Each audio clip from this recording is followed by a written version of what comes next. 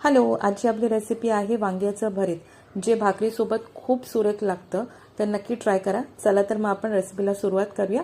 त्यासाठी आपण एक मोठा वांग घेतलेला आहे. त्याला 2 काप करून चिरा मारून घेतलेला आहे. तव्यावरती थोडंसं तेल टाकून आणि थोडंसं तेल वांग्याला लावून आपण त्याला ठेवूया गॅसवरती. आणि नंतर 2 टोमॅटो घेतलेले आहेत, 2-3 हिरव्या मिरच्या घेतलेल्या आहेत, 5-6 लसूण पाकळ्या एकत्र आपल्याला भाजून घ्यायचं आहे. वांग सोडून बाकी सर्व आपल्याला एका प्लेटमध्ये काढून घ्यायचे, कारण ते व्यवस्थित शिजले आहे. आणि आपल्याला त्याला मॅश करून घ्यायचं आहे. आणि वांग आपल्याला अजून थोडा वेळ शिजत ठेवायचं आहे. टोमॅटोची साली काढून त्याला मॅश करून घ्यायचं आणि बाजूला ठेवायचं आहे. वांग थंड झाल्यानंतर त्याला पण मॅश करून घ्यायचं आहे.